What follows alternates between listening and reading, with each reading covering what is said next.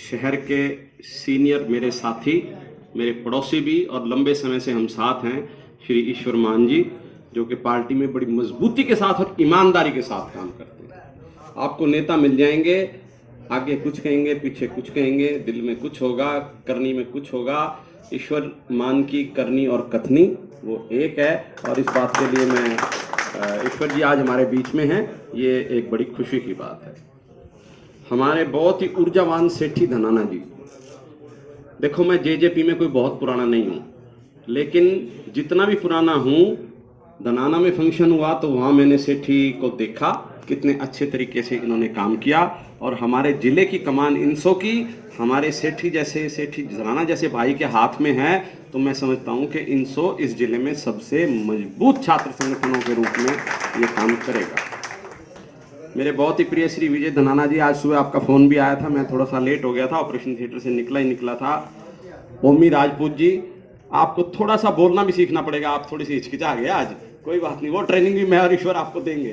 देखो ये हम काम भी करें और चाहे थोड़ा सा बोल लें, तो हमें उसमें हिचकिचाना नहीं चाहिए। अपना संगठन तभी ज़्यादा आगे चलेगा जब हम हर चीज़ में थोड़ा थोड़ा आगे बढ़ने की कोशिश करेंगे।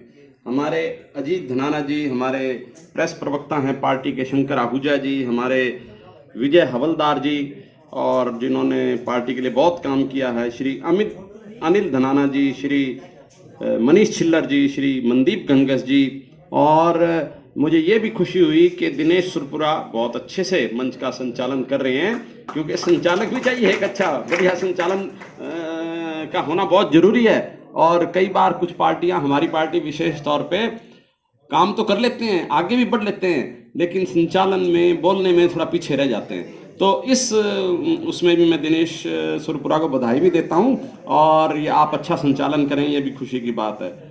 और हमारे अजीत बलोदा जी, सोमवीर संडवा जी, हमारे प्रशांत बामड़ा जी, हमारे चिंटू लेगा जी, और फ्रीडम ब्लड बैंक के जितने भी ये कर्मचारी एम्प्लॉय यहाँ पे आए हुए हैं, ये मैं इनका भी मैं स्वागत भी करता हूँ और धन्यवाद भी देता हूँ कि ये आप सुबह से मेहनत कर रहे हो, और एक बढ़िया blood bank, freedom blood bank इस शहर में काफ़ी लंबे समय से काम कर रहा है।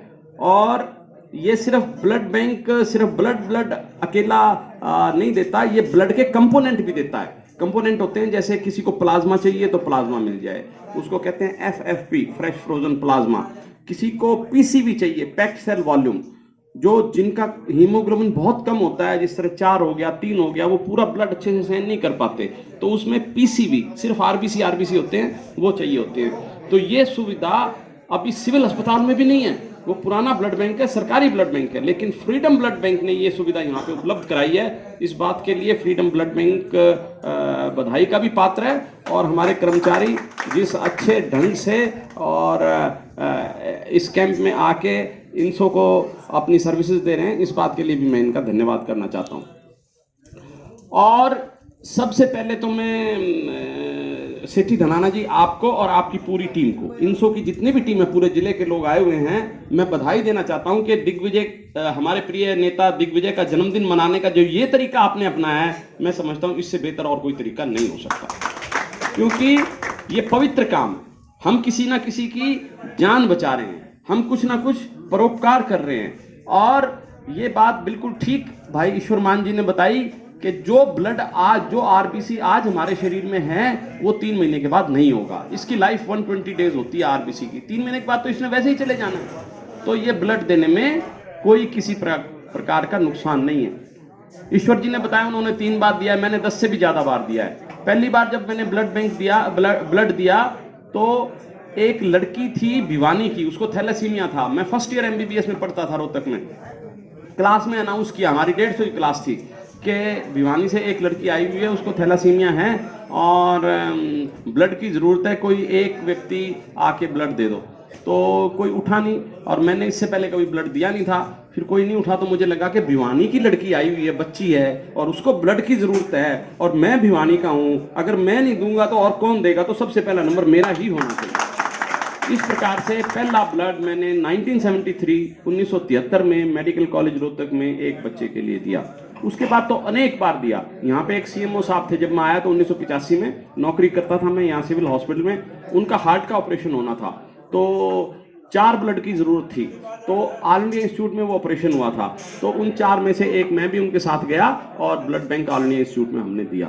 ब्लड देने से किसी प्रकार की कोई कमजोरी नहीं आती, प्रोवाइडेड पहले ही कोई उसको व्यक्ति को तकलीफ ना हो, वो स्क्रीन कर लेते हैं। और इससे तो रक्तदान महादान, सेठी धनाना ने भी बोला और दिनेश सुरपुरा ने भी बोला, ईश्वर जी ने भी बोला, और इनसो की जो नीति है वो भी यही है कि हमने दूसरों का भला करना है, हमने जनहित की बात करनी है, हमने परोपकार की बात करनी है। तो दिग्विजय ने एक अच्छा मोटो मैं समझता हूं कि ये बनाया है, और आज आप सब काम करने वाले और बढ़िया सोच रखने वाले बच्चे यहाँ पे हम सब इकट्ठे हैं। मैं